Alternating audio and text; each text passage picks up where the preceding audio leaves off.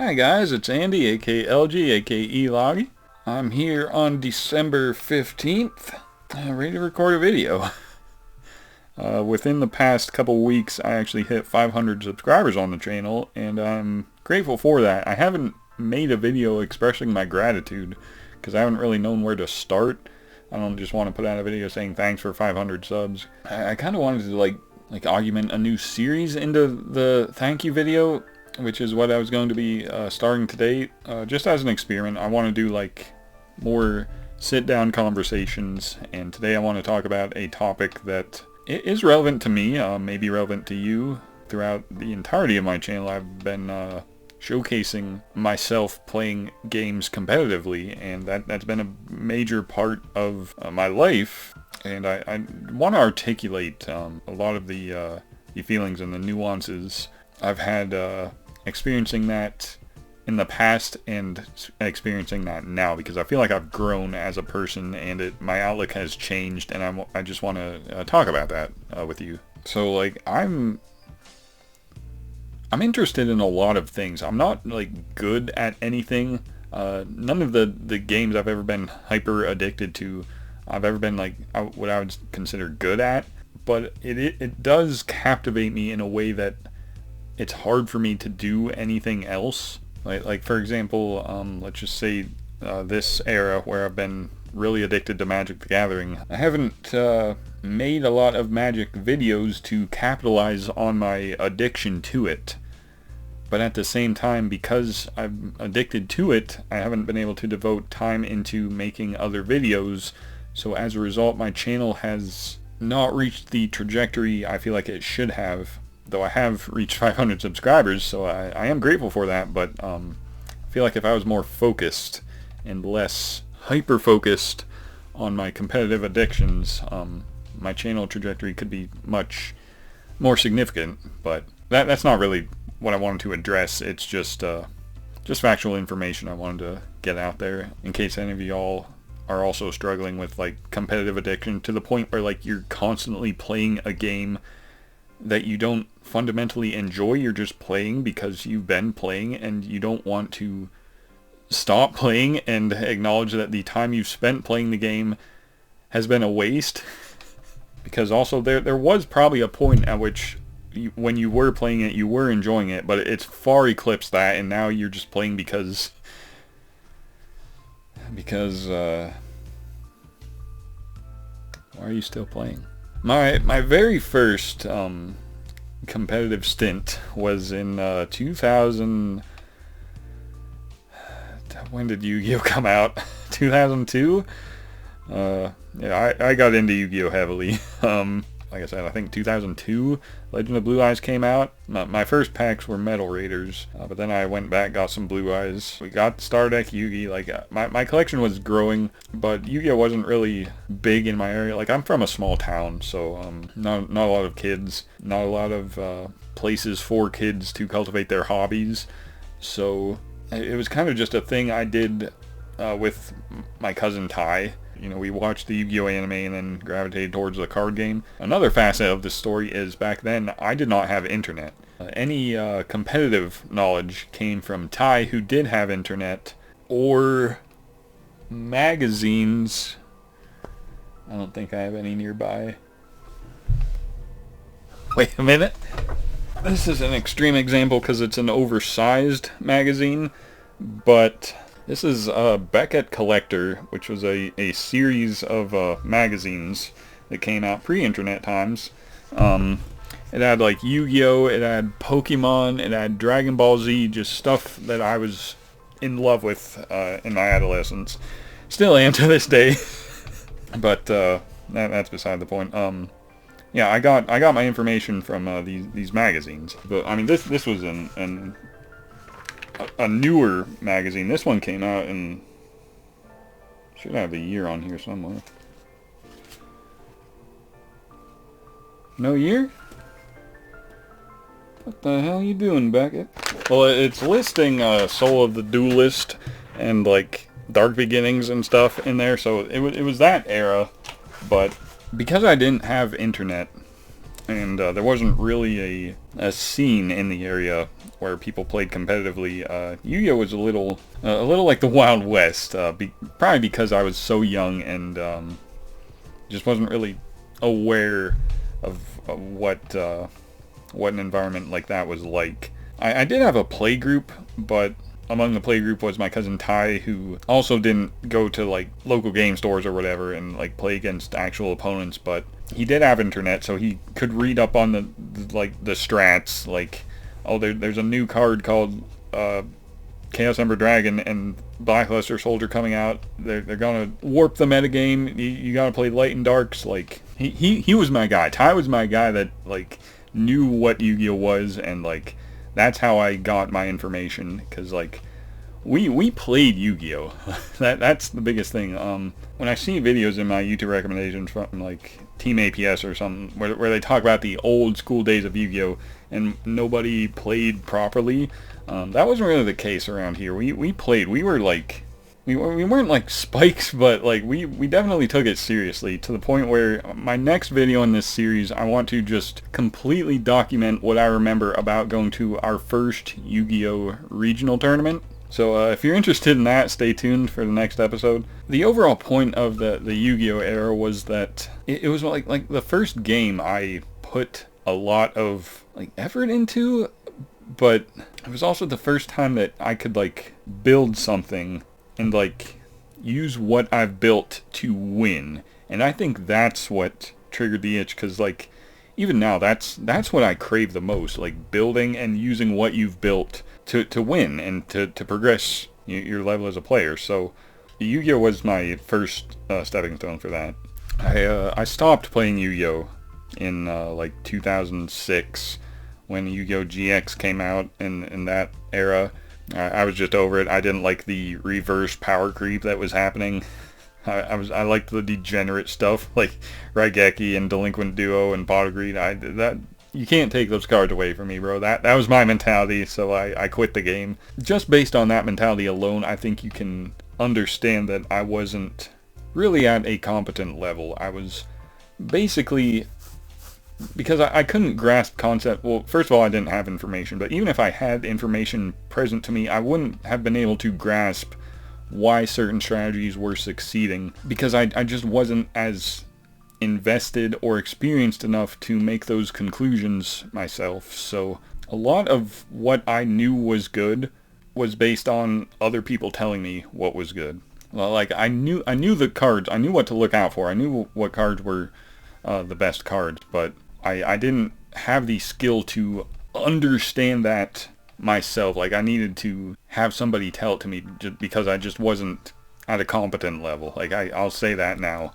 I was only 2006 when I stopped. I was like 15 when I stopped, so I was very young, adolescence. I don't think I was a particularly smart kid, which probably contributes also, but I didn't have the skill to back up the level that I built up myself, because before Yu-Gi-Oh, I never really put effort into something like I put into Yu-Gi-Oh. That was like the first time I like dedicated like time and energy and effort into crafting and building and playing and like just understanding the game the best of my ability.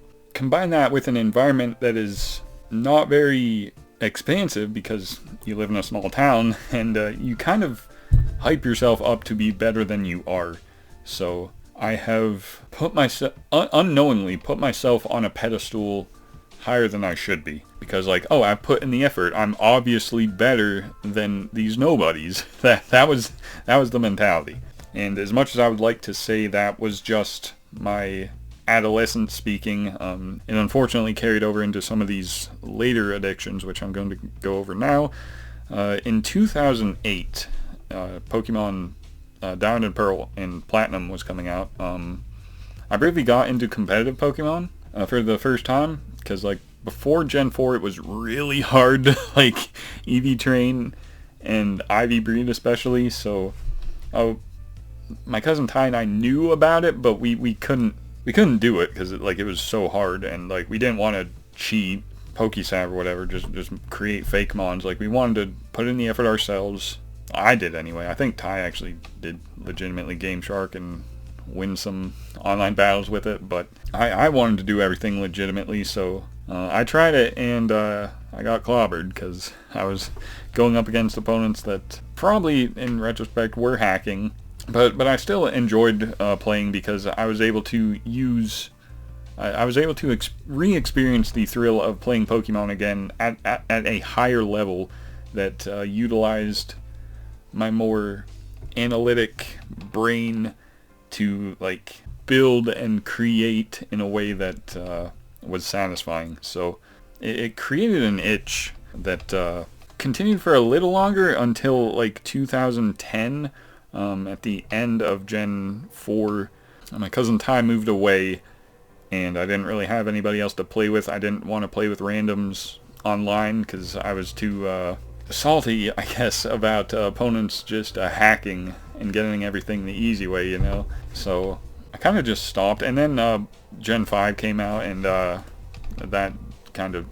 I really wasn't feeling Gen 5 when it came out. In retrospect, it's a very good game, very good generation, but when it came out, I just was not feeling it. I felt like it came out too soon, and took the highlight off of Pokemon Heart Gold and Soul Silver. But in retrospect, they're good games. I just was not feeling Gen 5. But skip ahead to 2013, Gen 6 came out. I don't know what happened, I really don't. But the spark got reignited. I talked to Ty about it, and we started training and battling in Pokemon X and Y, and that early XY era battling is probably one of the fondest memories of competitive Pokemon I can think of. Megas were recently introduced, and like it was just a good era. Like the 3DS was such a goated system, and the PSS. Let me tell you about the PSS on those games. That led to such easy communication and competitive battling. It is fucking incredible that they ever went backwards from that. Literally baffling how you could go from something as innovative and well made as the PSS, just ditch it and never look back. They've never once since captured the perfection that was the Gen 6 PSS. That is still infuriating to this day. They could have had shit so sweet, but nah. So, like I said, with the PSS, it made battling online much more convenient. You didn't have to go on other sources to like forums or whatever to find opponents. You could just do passerby, you can find an opponent, they'll battle, and that's it. That's the extent to which it took. It was so easy. That definitely got me back in the swing of things, like full force. I was addicted. Like every day I was breeding new Pokemon, because again, no chance of hacking here. I was all breed every mon, train every mon, even if you had that gift 6 IV Ditto that we don't talk about. I spent so much time just breeding and EV training and making new Pokemon, even though there weren't, like, if you look at the history of like the competitive PokeTubers I follow, like PokeGame, MD, and Blunder, and JMVAD, like they did everything on Pokemon Showdown. Like the teams they made, they didn't have to like breed them. They just went on Showdown, build the teams, perfected the teams on Showdown, and got way more experience than I ever could just by breeding one mon at a time and like leveling up to level 100. And in the time it took for me to do that, they probably could have gotten whole new, like 3 or 4 teams like made and like understood how to perfect them and stuff. So like I was not on a path of success, I would say, an efficient one anyway, but I was learning slowly. But I was definitely in a better state to understand the complexity of the situation and the meta and stuff more than I was able to as an adolescent playing Yu-Gi-Oh! So that was an improvement, but like I said, I was just doing things so suboptimally that I wasn't really improving in any metric that could have possibly mattered. Because even the people I was playing against online probably hacked, and like there was no real benefit from me doing things the way I was doing them. And eventually I did navigate to playing Pokemon Showdown, and that's when the floodgates really opened, and I dedicated so much time to my addiction of competitive Pokemon. And the start of this channel back in 2016, you can see me playing. If you go back and watch, like, if you go to my video section and sort by oldest, I don't recommend doing that, by the way. My mic was horrible. I didn't have face cam. The videos are bad. Don't do it. But point is, back then, those Pokemon Showdown videos were my first deep dive into, like, real competitive, because, like, before then, most of what I was doing was in-game nonsense, but I actually dove into the deep end when I got on Showdown for the first time. And again, like Yu-Gi-Oh, I think because I spent so much time, late 2013 even, until that time in 2016 where I started making those Showdown videos, like, that time period made me feel like internally, and I didn't realize this at the time, but it made me think that I was more skilled and experienced than I was because I had spent the amount of time I did, and I just assumed nobody else spent time like that. So when I would fight an opponent and lose, I would get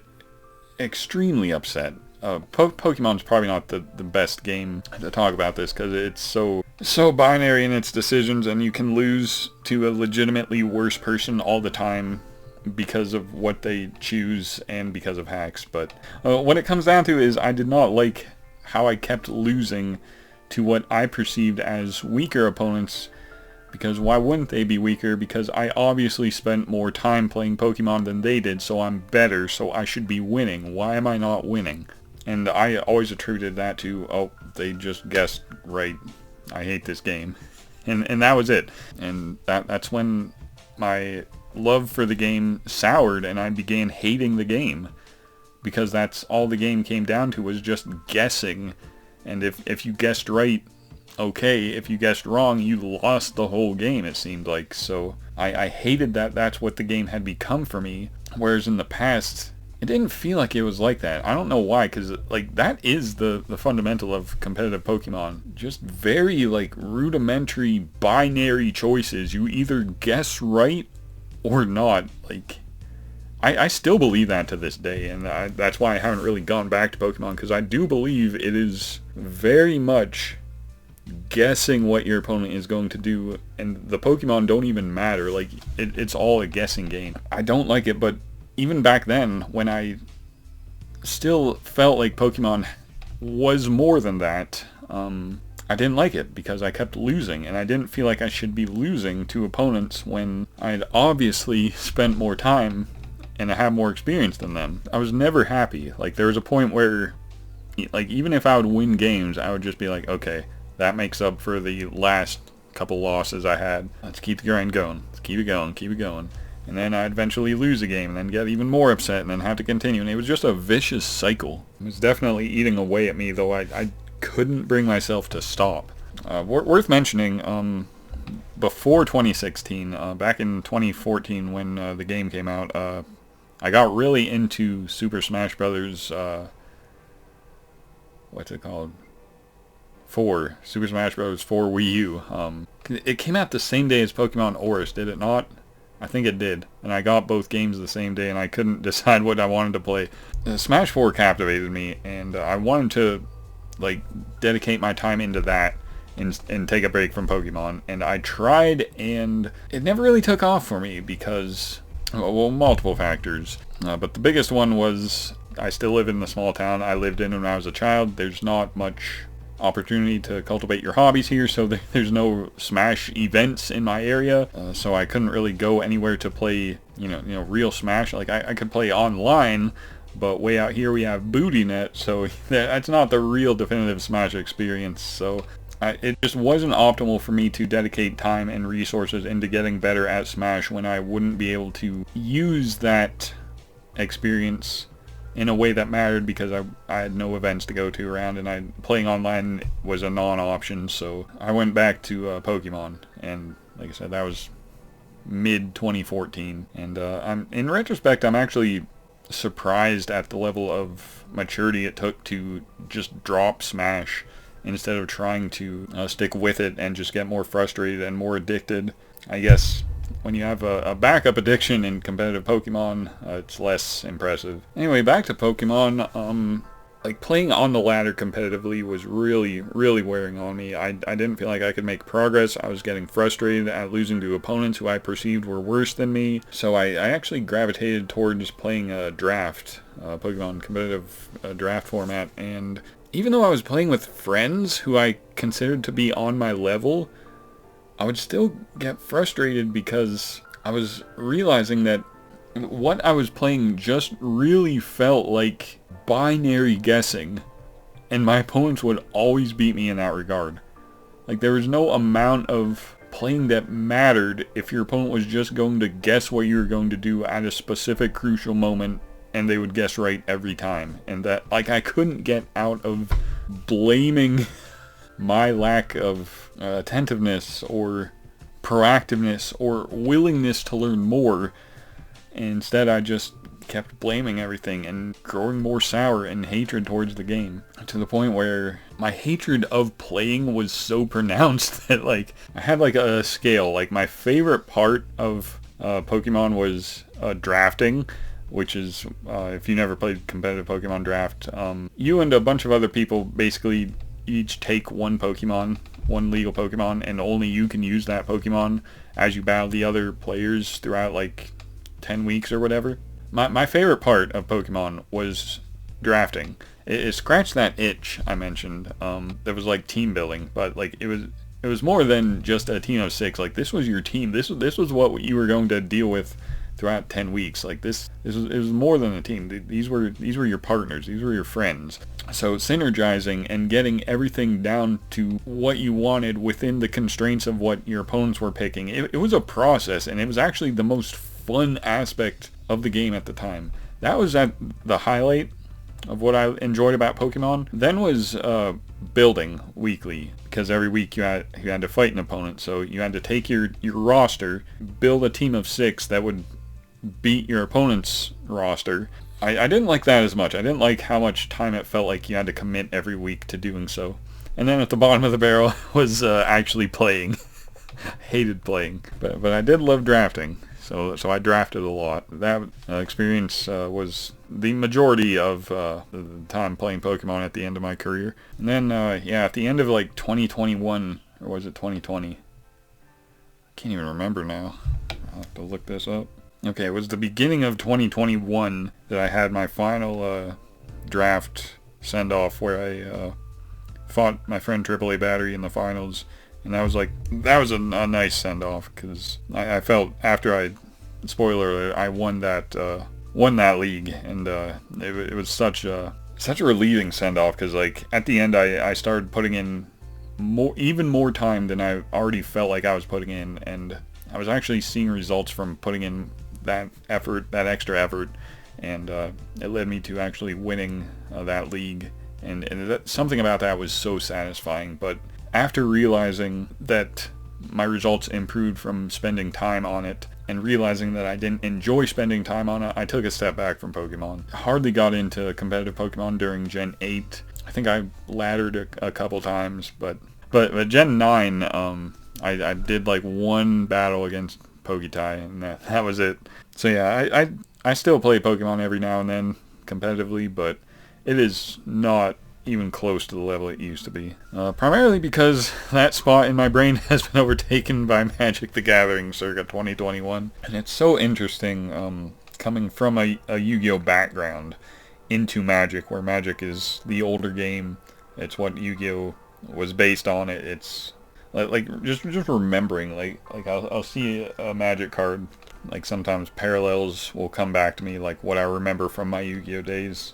It's just an interesting dynamic, but I was able to latch on to Magic pretty easily, and in doing so, sealed my fate for a very long time, because bro, I cannot stop. I just recorded an hour-long video talking about my top 20 Magic cards released this year.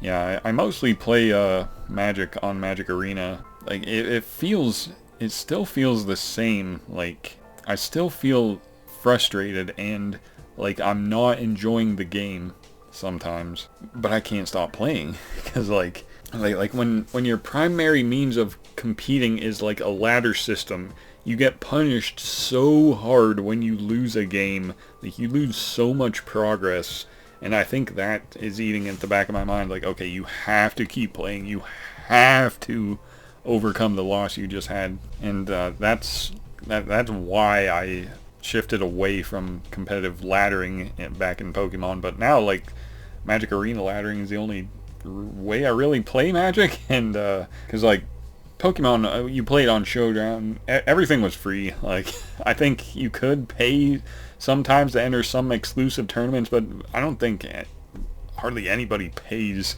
to play Pokemon Showdown. But like with Magic, you gotta pay to compete, and I think that's even more of a deterrent for me to compete, because like if I lose, then it's like I'm wasting both time and money, which will make me feel like even more of a failure than I feel like even after I'm losing. So it's a struggle still, even though I'm mature enough to acknowledge that my cognition ability to play competitive games like this has improved. Like, my awareness has improved, and like my sense of self, my ego, has come into check. Like, I acknowledge that I am not great at these games despite how much time I put into them, because others have probably put in much more time. I swallowed my pride there. I acknowledge that I enjoy building aspects more than playing. That aspect just scratches my brain in a way that playing these games never could. And Magic is just like the perfect melting pot, because like Pokemon, you take like 6 Pokemon and put 4 moves and 1 item on each of them. I guess now you can put a Terra on them or whatever. Hate gimmicks after Megas, but with Magic, it's 60 cards, so you got a lot more to choose from, and it's very good at I use the expression "scratch that itch," but I don't know what else to say. Like, it's so satisfying just building something and seeing it work the way you intended it to, and then sometimes seeing it not work the way you intend to feels like it still feels so frustrating. Like, more frustrating than losing games on the ladder. It's like when, okay, like, why isn't this deck working? It's gotta be some arena bullshit. And I am growing and maturing and realizing that I'm probably never going to be as good at a game as I think I am. And that's okay, because despite how much it feels like these games are overtaking my life, it's never gone to a point where these games are my livelihood or anything. So like, I can't imagine the struggles of someone who actually is like putting their livelihood on the line with their hobby, and like they've probably lost love for the game long ago. And I don't want to speak for them, but just from my own perspective as somebody who plays competitive games as a hobby and not a lifestyle, just trying to lament some things and come to terms with some things, and I just wanted to share my realizations of maturity with y'all, if y'all felt like listening. Yeah, that's pretty much what I wanted to do today. Just talk for a while, let some thoughts out, get the idea of me doing like a series of this where I'm just talking about stuff out there, see if y'all are on board with that. Like I said, look forward to the Yu-Gi-Oh! Regional tournament first experience, because that was a doozy there. But either way, thank you for watching this video if you stuck with it. Thank you again for 500 subscribers. Hopefully we'll ratchet that up a bit, and I'll be able to put out more videos and get more traction and make even better videos. That's the goal. I'm setting the goal now. That is my New Year's resolution. Do people still do New Year's resolutions? I don't know. Anyway, I'm gonna get on out of here. I don't know when this video will go live. I'll probably make that Magic video public before this, but who knows. Until then, thank you guys for watching, and have a good day, guys.